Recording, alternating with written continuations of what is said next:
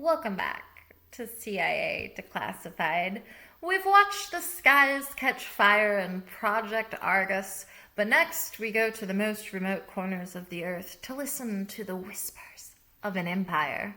In the late 1970s, the agency lost its primary listening post in Iran during the revolution. Suddenly, the U.S. was deaf to Soviet missile tests. To fix it, they had to strike an unthinkable deal with Beijing. This was a mission of extreme altitude and even more extreme risk. This was Operation TACKSMAN. To hear the Soviets, the agency had to go to the roof of the world. Operation TACKSMAN involved the establishment of two secret electronic intelligence sites in the Xinjiang province of China. Xinjiang. My apologies if I'm mispronouncing the province. Specifically in the Chiti and Korla regions. Qitai and Korla.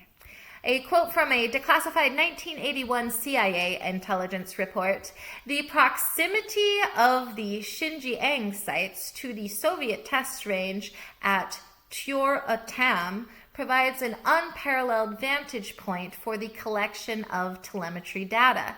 End quote. The archives confirm that the agency utilized the high-gain antenna, a folding dish designed to be carried by pack animals up mountain trails that were impassable by vehicles. The operation was a joint venture where the agency provided the technology and training, while the Chinese provided the personnel and the secure locations. A quote from former CIA Director George Bush: "Our relationship with China on the intelligence front is one of the most significant yet least discussed pillars of our strategy against the Soviet Union." End quote. The release highlights the cold start batteries, which were engineered to function at temperatures as low as minus 40 degrees Celsius without losing their charge. To keep the mission secret, agency technicians traveled to Xinjiang, again, it's the Xinjiang province, disguised as Western geologists and agricultural consultants. Technological breakthroughs included burst relay systems, which compressed hours of intercepted telemetry into a 3-second signal beamed to satellites. A quote from a declassified 1985 memo to the Joint Chiefs: "The TACKSMAN sites are now providing 80% of our high-quality data on Soviet ICBM engine performance." End quote.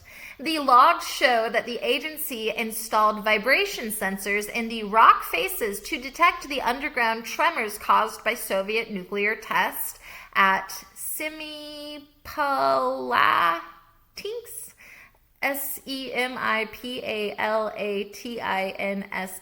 And I know some of you are thinking, oh God, why don't you just Google how to pronounce it? Or you're pronouncing it correctly and feeling like an elitist because of my inability to pronounce it. And the reason is because I just spelled it. That's why. And this is my podcast. Boom, boom, boom.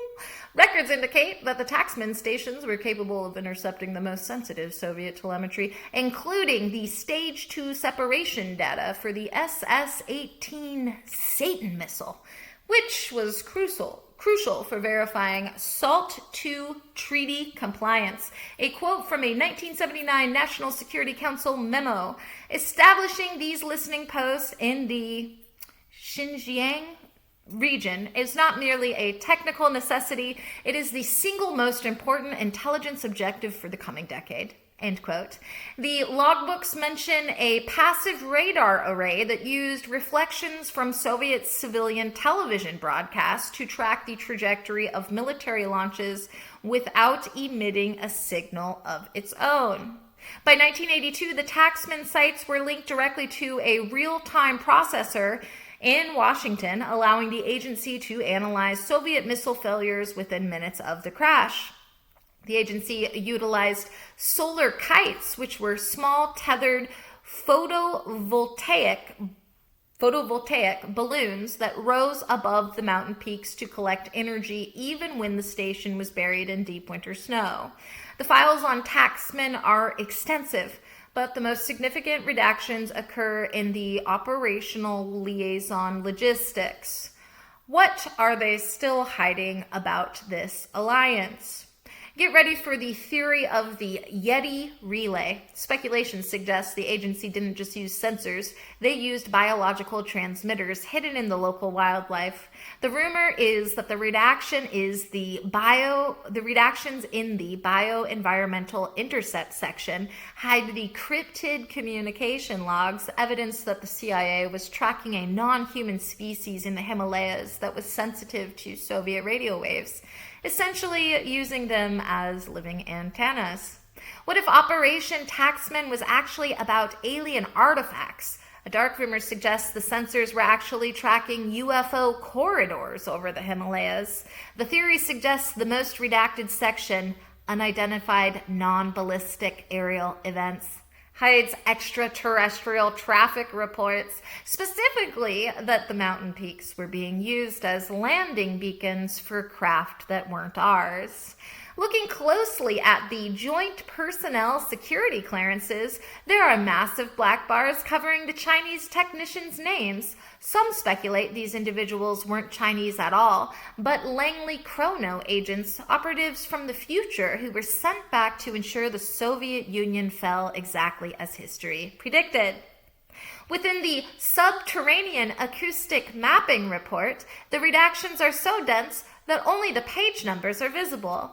This fuels the wild theory that the CIA found a doorway to a hollow earth in the Xinjiang mountains and used TACKSMAN as a cover to monitor entities coming from below the crust. The section on spontaneous voice intercepts is entirely blacked out. Rumor mongers on the 2026 dark web claim the TACKSMAN sensors were picking up the collective consciousness of the Soviet leadership, and the redactions protect the secrets of a CIA mind-reading technology that was decades ahead of its time.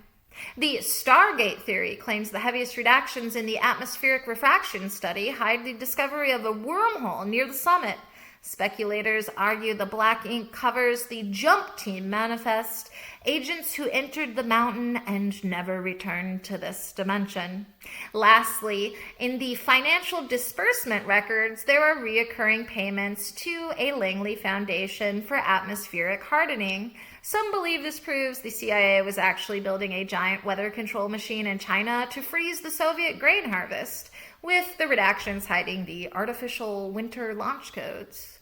Was Operation TACKSMAN a success? Tactically, it was an absolute triumph. The agency successfully replaced the lost Iranian assets and maintained a clear ear on Soviet missile development throughout the peak of the Cold War. Strategically, it was complex. It required a massive level of trust with a communist rival. While it helped win the Cold War, the current perspective shows it also helped modernize Chinese signal intelligence capabilities, a legacy that continues to shape global tensions today. As far as technological and operational breakthroughs go, the Dragon's Ear pushed technology to the edge.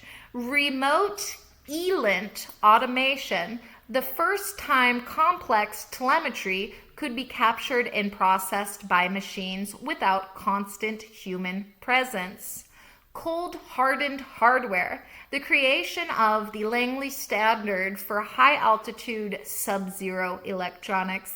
Cross-ideological intelligence sharing, a landmark model for how two rival superpowers could cooperate on a specific technical threat, and low probability of intercept transmissions, breakthroughs in spread spectrum technology to keep the data beams hidden from Soviet detection.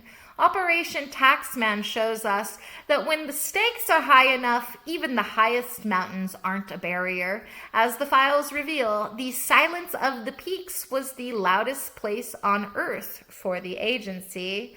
Thanks for listening, and tune in next time as we look at Project PB Success, The agency moved to overthrow the government of Guatemala. We'll uncover a study of assassination manual. We'll look at the psychological warfare, the secret training camps, and the moment the agency wrote the book on how to remove a leader from the world. Join us for The Executioner's Guide next time. In the meantime, I'll see you in the archives.